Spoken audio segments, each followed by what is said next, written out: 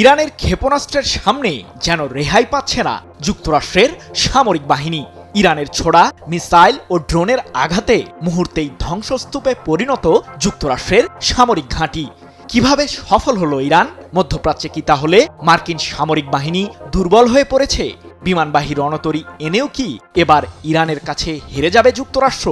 নিরাপত্তা শঙ্কার অজুহাত দিয়ে এরই মাঝে মধ্যপ্রাচ্যের 14টি দেশ থেকে নিজেদের নাগরিকদের সরিয়ে নেওয়ার সিদ্ধান্ত নিয়েছে মার্কিন প্রশাসন।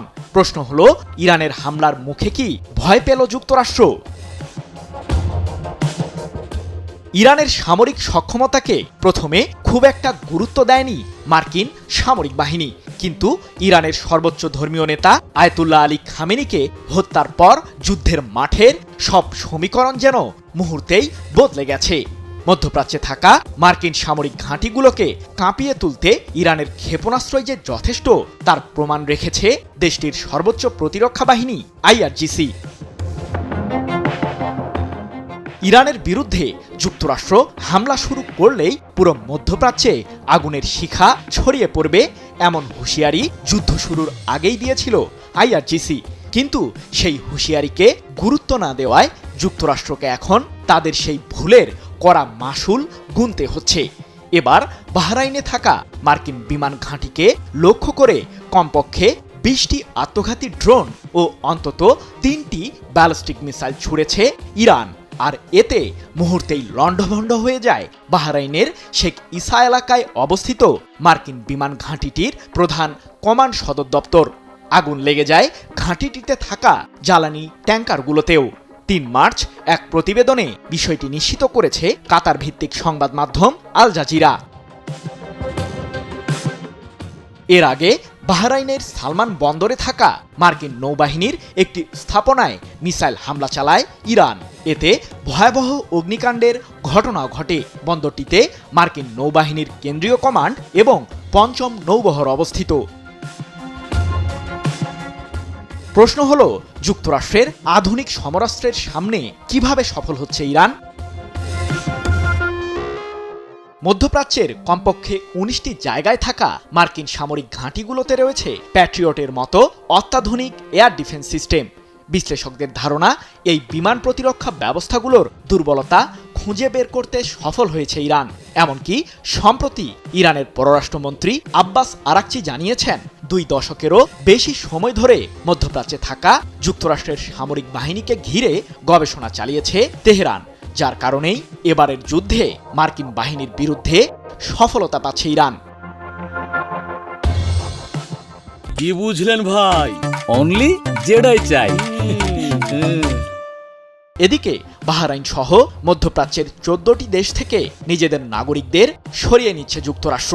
ইরানের হামলার মুখে অঞ্চলটিতে মার্কিন নাগরিকদের জীবন সংকটাপন্ন হওয়ায় এমন সিদ্ধান্ত নিয়েছে হোয়াইট হাউস।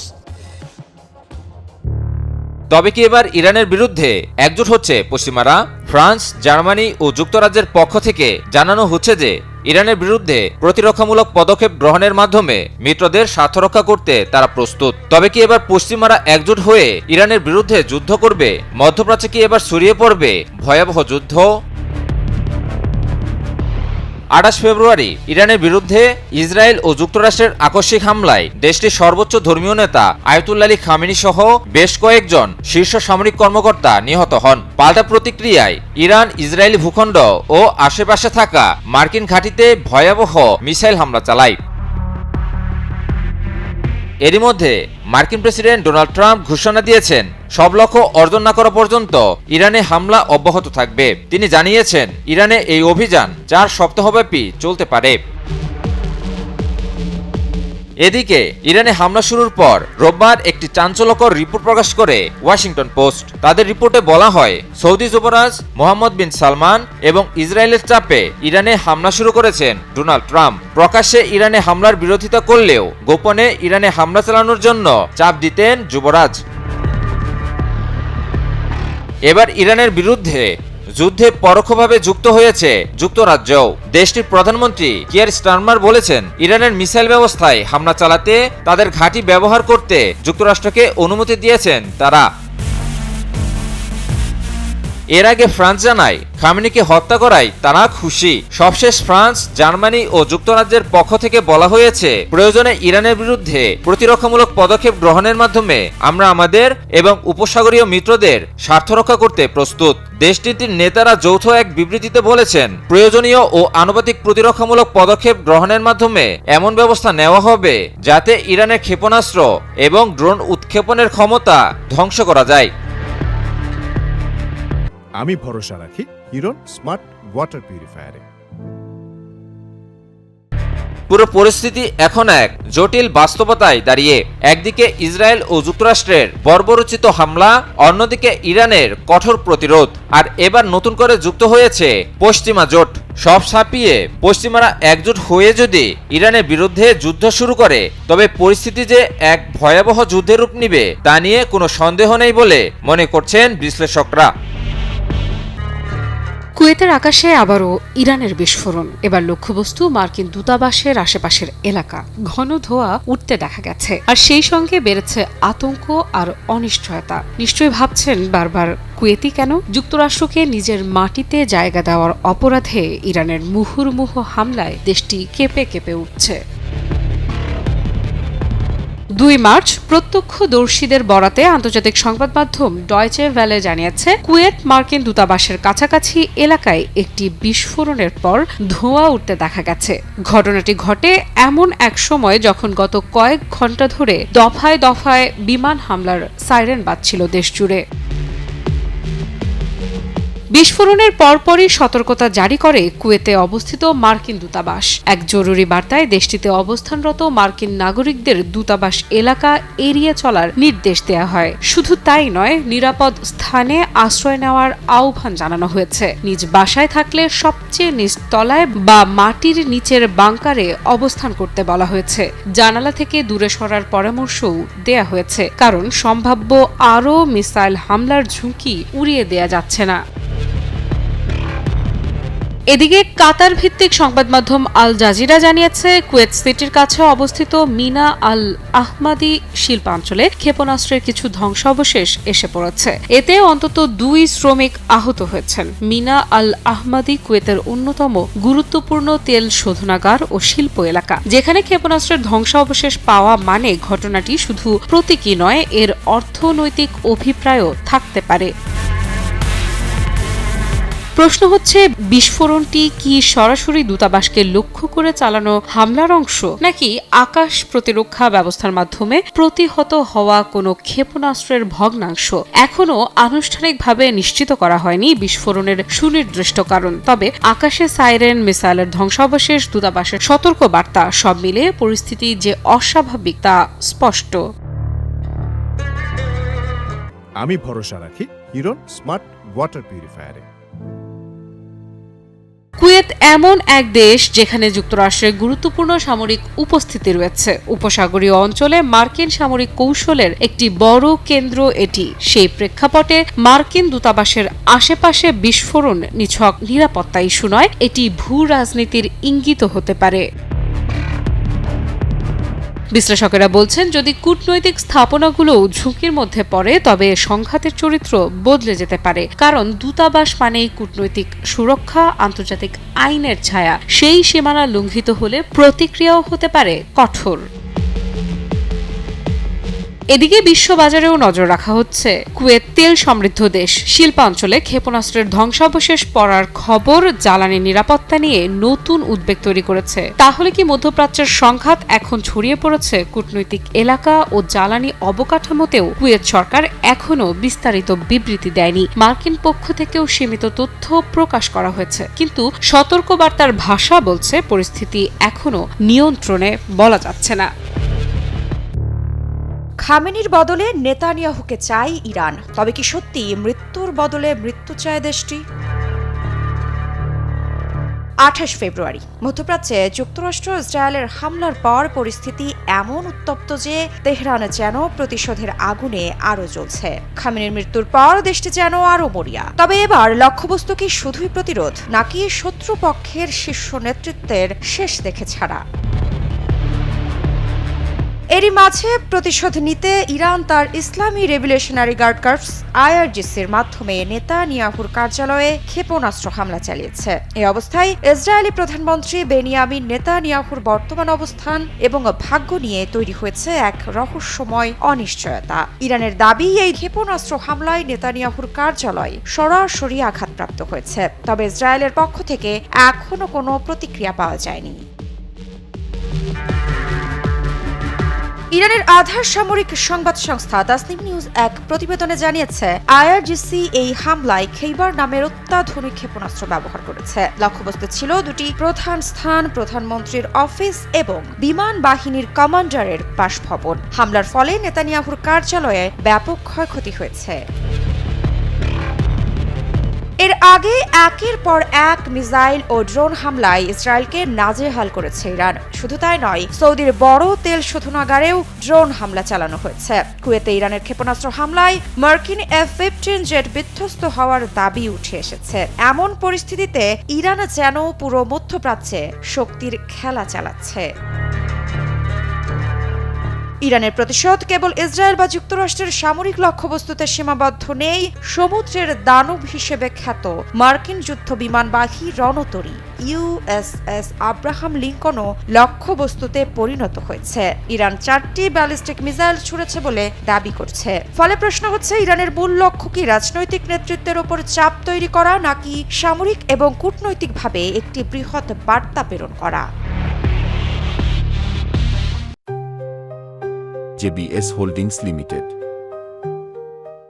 মধ্যপ্রাচ্য এখন এক অদৃশ্য যুদ্ধক্ষেত্র, যেখানে প্রতিশোধ এবং শক্তির খেলা চলছেই। খামেনির মৃত্যুর ঘটনা ইরানকে আরও মরিয়া করেছে, আর নেতানিয়াহুর ওপর হামলা ইঙ্গিত দিচ্ছে ইরান শুধুই প্রতিশোধ নয়, চাইছে মৃত্যুর বদলে মৃত্যু।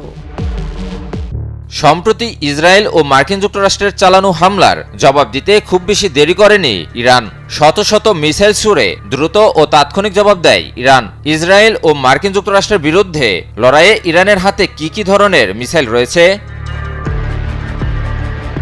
28 ফেব্রুয়ারি ইসরায়েল ও মার্কিন যুক্তরাষ্ট্র ইরানে যৌথ হামলা চালিয়ে দেশটির সর্বোচ্চ ধর্মীয় নেতা আয়াতুল্লাহ আলী খামেনি সহ বেশ কয়েকজন ঊর্ধ্বতন কর্মকর্তাকে হত্যা করে। বিপরীতে ইরানও ইসরায়েলি ভূখণ্ড ও এই অঞ্চলে অবস্থিত মার্কিন সামরিক স্থাপনা লক্ষ্য করে ভয়াবহ হামলা চালায়। ইরানের ক্ষেপণাস্ত্র সক্ষমতা তাদের প্রতিরক্ষার মূল কেন্দ্রবিন্দু। মধ্যপ্রাচ্যের দেশগুলোর মধ্যে ইরানের হাতে সবচেয়ে বেশি ক্ষেপণাস্ত্র রয়েছে এবং তাদের ক্ষেপণাস্ত্র সক্ষমতা সর্বাধিক বৈচিত্র্যপূর্ণ। ইরানের ক্ষেপণাস্ত্র ভাণ্ডারে রয়েছে ব্যালিস্টিক, হাইপারসোনিক এবং ক্রুজ মিসাইল, যা দিয়ে মুহূর্তেই শত্রুর দম্ভ মাটির সাথে মিশিয়ে দিতে সক্ষম ইরান। ইরানের ক্ষেপণাস্ত্র সক্ষমতার প্রথম পর্যায়ে রয়েছে স্বল্প পাল্লার ব্যালিস্টিক ক্ষেপণাস্ত্র, যা 150 থেকে 800 কিলোমিটার মধ্যে অবস্থিত যে কোনো লক্ষ্যবস্তুতে আক্রমণের জন্য তৈরি। ইরানের স্বল্প পাল্লার ব্যালিস্টিক ক্ষেপণাস্ত্রগুলোর মধ্যে রয়েছে ফাতে সিরিজের ক্ষেপণাস্ত্র, ফাতে 110 ও ফাতে 313। এছাড়াও জোলফাগার, কিয়াম 1, শাহাব 1 এবং 2। এরপরেই রয়েছে ইরানের মাঝারি পাল্লার মিসাইল, যার রেঞ্জ 1500 থেকে 2000 কিলোমিটার। এর মধ্যে রয়েছে ফাত্তা 1 ও ফাত্তা 2 মডেলের মিসাইল, খেইবার শেকান ও এতমাদ মিসাইল। এর মধ্যে ফাত্তা মিসাইলকে ইরান হাইপারসোনিক মিসাইল হিসেবে দাবি করে। দীর্ঘ পাল্লার মিসাইলগুলোর মধ্যে রয়েছে খুররাম শাহর 4, সেজিল, ইমাদ ও কদর 110 মিসাইল, যা 1500 থেকে 2500 কিলোমিটার রেঞ্জের যে কোনো লক্ষ্যবস্তুকে তছনছ করে দিতে পারে। খুররাম শাহর 4 মডেলের মিসাইলটি ইরানের সবচেয়ে শক্তিশালী ও উন্নত ক্ষেপণাস্ত্রগুলোর একটি। বিকাশ পেমেন্টে 10,000 টাকার বেশি অফার, শপিং চলছে তো। এছাড়াও ইরানের হাতে রয়েছে ক্রুজ মিসাইল এবং ড্রোন প্রযুক্তি। ক্রুজ ক্ষেপণাস্ত্রগুলো নিচু দিয়ে উড়ে যাওয়ার কারণে রাডার ফাঁকি দিতে বেশি সক্ষম। ক্রুজ মিসাইলের মধ্যে রয়েছে পাবে, হুবেইজে, আবু মাহদি, সোমার ও ইয়া আলী মিসাইল। অপরদিকে ইরান ড্রোন প্রযুক্তিতেও বিশ্বের অন্যতম শক্তিশালী দেশ, যা নজরদারি, নির্দিষ্ট লক্ষ্যবস্তুতে আত্মঘাতী হামলা এবং আকাশ প্রতিরক্ষা ব্যবস্থাকে বিভ্রান্ত করতে পটু। ইরানি ড্রোনের মধ্যে রয়েছে সর্বাধিক পরিচিত শাহেদ 136 ও 131 ড্রোন, মোহাজের 10, আর্শ 2 এবং কামান 22 ড্রোন। ইরানি কর্মকর্তারা দীর্ঘদিন ধরে সতর্ক করে আসছেন যে ইরানের মাটিতে যে কোনো মার্কিন বা ইসরায়েলি আক্রমণকে একটি বৃহত্তর যুদ্ধের সূচনা হিসেবে বিবেচনা করা হবে। খামেনির হত্যার পর সেই বার্তা আরো জোরালো হয়ে উঠেছে। ইরানের হাতে রয়েছে বিপুল মিসাইল ভান্ডার, যা যে কোনো প্রতিপক্ষের জন্যই দুঃস্বপ্ন হয়ে উঠতে পারে। কুয়েতের আকাশে কার মিসাইলের আঘাতে বিধ্বস্ত হচ্ছে একের পর এক মার্কিন যুদ্ধবিমান? কে কাঁপুনি ধরালো বিশ্বমোড়ল যুক্তরাষ্ট্রকে? কুয়েতের আকাশে হঠাৎ করেই একের পর এক বিস্ফোরণ, তারপর আগুনে জ্বলতে থাকা যুদ্ধবিমান। সোমবারের এই নাটকীয় দৃশ্য যেন মধ্যপ্রাচ্যের নতুন যুদ্ধের সংকেত হয়ে উঠেছে। কুয়েতের প্রতিরক্ষা মন্ত্রণালয় নিশ্চিত করেছে দেশটির আকাশ সীমায় বেশ কয়েকটি মার্কিন সামরিক বিমান বিধ্বস্ত হয়েছে। তবে অলৌকিকভাবে বেঁচে গেছেন ক্রু ও পাইলটরা। কিন্তু প্রশ্ন এখন একটাই, এটা কি নিছক দুর্ঘটনা, নাকি শুরু হয়ে গেছে প্রতিশোধের নতুন অধ্যায়? ঘটনার মাত্র কয়েক ঘন্টা আগেই ইরানের রাষ্ট্রীয় সংবাদ সংস্থা ইরনা দাবি করে তাদের প্রতিরক্ষা ব্যবস্থার আঘাতে কুয়েতের আকাশে একটি মার্কিন F-15 যুদ্ধবিমান ভূপাতিত হয়েছে। সামাজিক যোগাযোগ মাধ্যমে ছড়িয়ে পড়া ভিডিওতে একটি বিমানকে খাড়াভাবে নিচে পড়তে দেখা যায়। ফলে সন্দেহ আরও ঘনীভূত হচ্ছে, মধ্যপ্রাচ্যের যুদ্ধ কি ইতোমধ্যেই আঞ্চলিক সংঘাতে রূপ নিচ্ছে? কুয়েতের প্রতিরক্ষা মন্ত্রণালয়ের এক মুখপাত্র জানান, সোমবার সকালে এই দুর্ঘটনা ঘটে। বিধ্বস্ত যুদ্ধবিমানগুলোর পাইলট ও ক্রুদের দ্রুত উদ্ধার করে হাসপাতালে নেওয়া হয়েছে এবং তাদের শারীরিক অবস্থা বর্তমানে স্থিতিশীল। উদ্ধার অভিযান পরিচালনায় কুয়েতি সেনাবাহিনীর পাশাপাশি মার্কিন বাহিনীও সক্রিয়ভাবে অংশ নেয়। এই ঘটনার প্রকৃত কারণ অনুসন্ধানে যৌথ তদন্ত শুরু হয়েছে। কুয়েতি কর্তৃপক্ষ জনসাধারণকে গুজবে বিভ্রান্ত না হয়ে কেবল সরকারি তথ্যের ওপর আস্থা রাখার আহ্বান জানিয়েছে। তবে তদন্ত শেষ না হওয়া পর্যন্ত প্রশ্ন থেকেই যাচ্ছে, যুদ্ধ বিমানগুলো কি প্রযুক্তিগত ত্রুটির কারণে বিধ্বস্ত হয়েছে, নাকি শত্রু প্রতিরক্ষা ব্যবস্থার আঘাতে? বিশ্লেষকদের মতে এই সামরিক বিপর্যয় এমন এক সময় ঘটেছে যখন অতি সম্প্রতি ইসরায়েল ও যুক্তরাষ্ট্রের যৌথ হামলায় ইরানের সর্বোচ্চ ধর্মীয় নেতা আয়াতুল্লাহ আলী খামেনি নিহত হওয়ার পর পুরো অঞ্চল চরম উত্তেজনায় রয়েছে। এই ঘটনার পর থেকেই প্রতিশোধের হুঁশিয়ারি দিয়ে আসছে ইরান। কি বুঝলেন ভাই? অনলি জেডাই চাই। এদিকে কুয়েতে একাধিক যুদ্ধবিমান বিধ্বস্তের ঘটনা নিয়ে মুখ খুলেছে যুক্তরাষ্ট্র। ইউএস সেন্ট্রাল কমান্ড সেন্টকম জানিয়েছে, ইরানের হামলায় নয়, বরং কুয়েতের আকাশ প্রতিরক্ষা ব্যবস্থার ভুলের কারণেই 3টি মার্কিন যুদ্ধবিমান ধ্বংস হয়েছে। মার্কিন দাবি অনুযায়ী কুয়েতের আকাশ প্রতিরক্ষা ব্যবস্থা ভুলবশত F-15 স্ট্রাইক ঈগল যুদ্ধবিমানগুলোকে গুলি করে ভূপাতিত করে। সেন্টকমের বিবৃতিতে বলা হয়েছে, মার্কিন বিমান বাহিনীর যুদ্ধ বিমানগুলোকে লক্ষ্য করে ভুলবশত কুয়েতের আকাশ প্রতিরক্ষা বাহিনী গুলি করলে সেগুলো ভূপাতিত হয়। তবে 3টি বিমানে থাকা 6 জন বৈমানিক নিরাপদে বেরিয়ে আসতে সক্ষম হয়।